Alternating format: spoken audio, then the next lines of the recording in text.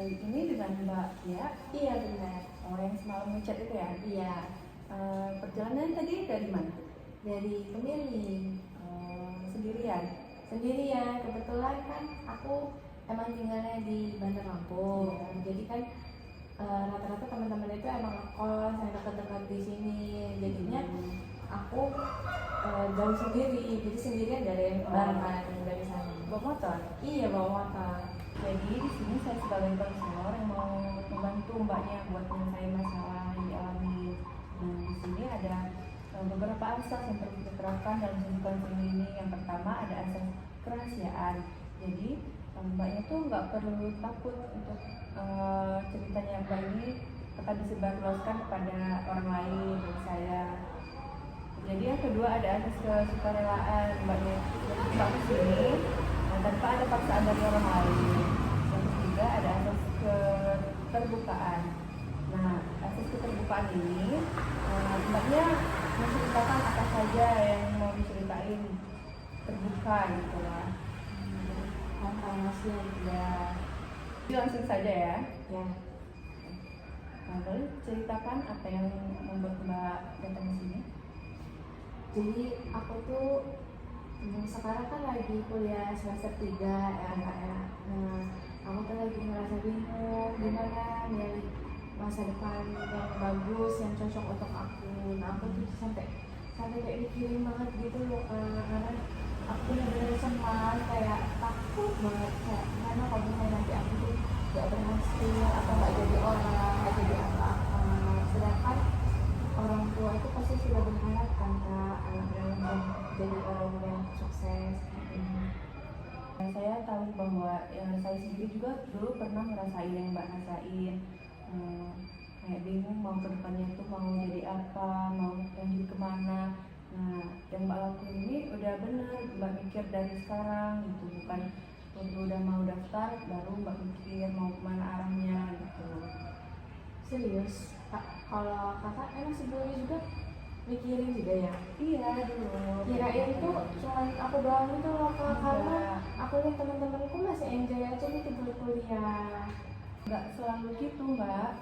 Jadi Mbaknya harus mengenal diri sendiri, itu kan salah satu proses dari berkembang buat masa depan. Nah, jadi sekarang Mbak tuh lagi ngejalanin proses itu. Kita bisa mulai membuat daftar minat dan bakat kamu, lalu menghubungkan dengan berbagai pilihan yang Mbak mau untuk masa depan. Wah, saya nggak tahu nih Kak harus mulai dari mana, soalnya aku tuh selama di kampus itu jadi mahasiswa kupu-kupu, kuliah pulang, jadi aku jarang gitu loh Kak ikut-ikut kayak organisasi, jadi aku nggak tahu minat dan bakat aku tuh di mana. Tenang aja Mbak, tapi saya akan bantu Mbaknya mencari langkah-langkah yang akan dilakuin oleh Mbaknya biar Mbaknya bisa membuat keputusan. Jadi saya di sini akan memastikan bahwa Mbaknya itu di ruangan ini merasa aman dan tidak dihakimi. Kita sekarang akan fokus pada solusi, bukan kesalahan dari Mbaknya. Saya suka banget suasana kayak gini Kak, jadinya rasanya tuh nyaman buat ngomong, nggak ada rasa takut. Ya, terima kasih Mbak. Perasaan tenang itu penting untuk kita untuk berpikir lebih jernih, untuk kita berbicara dengan apa yang kita rasain. Jadi di sini apa yang Mbak ceritain ini akan saya jaga rahasianya, tidak disampaikan kepada siapapun. Masuk ke orang tua saya juga ya? Iya benar. Kecuali itu menyangkut keselamatan kamu, selebihnya tetap rahasia antara kita berdua. Saya harus jujur pada Mbak bahwa mengikuti passion memang menyenangkan, benar bukan? Iya benar. Tapi itu juga penuh tantangan. Kamu perlu benar-benar komitmen dalam passion tersebut. Aku kira itu kalau ikutin passion itu pasti lancar, kayak misalnya kan satu jalur ya Kak ya. Misalnya aku kuliah di WK, jadi ngikutin passion kan pasti aman-aman aja. Nggak selalu itu Mbak, tapi bukan berarti itu nggak mungkin buat di passion itu. Saya hanya ingin Mbaknya siap secara realistis. Oke. Saya percaya sama mbaknya udah punya kekuatan untuk menghadapi ini dan sudah cukup berani untuk datang dan membicarakan hal tersebut, apa yang dirasain sama mbaknya. Dan itu juga bukan hal yang mudah buat mbaknya menjalani hal tersebut. Mudah banget sih Kak. Karena sebenarnya saya juga hampir batal untuk datang karena saya ragu, saya takut gitu. Ya, tapi kamu tetap datang kan, dan itulah langkah pertama kamu untuk menghadapi hal tersebut. Ya, karena setelah saya pikir-pikir kayaknya emang aku harus ke tempat Mbak karena itu mencakup masa depan aku juga biar aku bisa tenang. Jadi saya di sini senang kepada mbaknya karena mbaknya mau terbuka pada saya. Di sini mbaknya tidak sendirian, saya ada di sini untuk mendengarkan dan membantu mbaknya. Makasih ya Kak, karena rasanya tuh enak banget didengerin tanpa dihakimi. Kan biasanya ada yang misalnya aku curhat bisa tiba-tiba dijudge, jadinya kan saya malah jadi terbebani bukannya lega. Kamu berhak didengar sih.